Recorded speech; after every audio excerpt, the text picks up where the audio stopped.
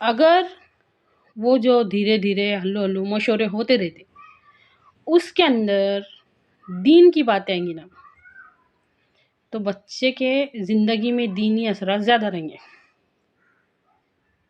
باتیں شروع ہے، اگر اس کے اندر کسی کے ساتھ رحم کرنے کی بات آ رہی ہے، کسی کے ساتھ انصاف کرنے کی بات ہو رہی، آپس میں رائے مشورے میں سخاوت کی بات ہو رہی، عبادت کی بات ہو رہی، ادب قاعدے کی بات ہو رہی، ان باتوں کی اہمیت بچے کے ذہن پہ بیٹھیں گی.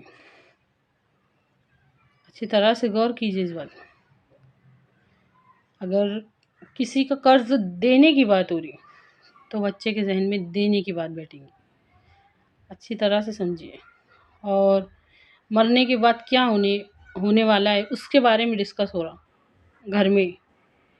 اگر سمجھو یہ ماں باپ ڈرنے والے کہ ہمارا کیا ہوگا، بہت زیادہ بچہ اثر لیں گا.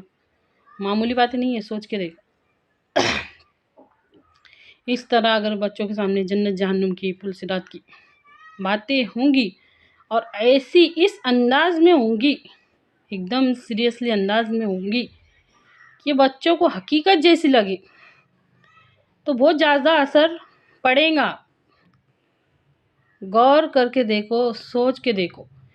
جس طرح آج ہماری دنیا کے بارے میں ہوتی نا کہ بڑے ہو کر کیا بنیں گے، کیسا کریں گے، کیا کریں گے، بس اس طرح کی باتیں ہوتی دنیا میں کیا بنیں گے کر. ایسا نہیں ہوتا کہ ہمارے مرنے کے بعد ہمارا کیا ہوگا.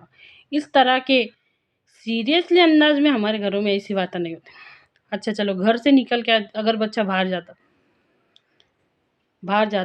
باہر کے لوگوں میں کہیں بھی گلی کے آس پاس جہاں پہ بھی مجمع جمیلے یا بچوں کے جمیلے یا بڑے کے جمیلے، اس کے اندر دیکھو کہ لوگوں میں زیادہ سے زیادہ باتیں کیا ہے،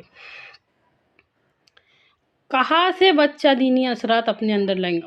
کیا ہے، بڑے اللہ معاف کرے 40 50 سال کے لوگ گالی گلوچ کے سوا بات نہیں کرتے، ماں بہن کی گالی کے سوا بات نہیں کرتے.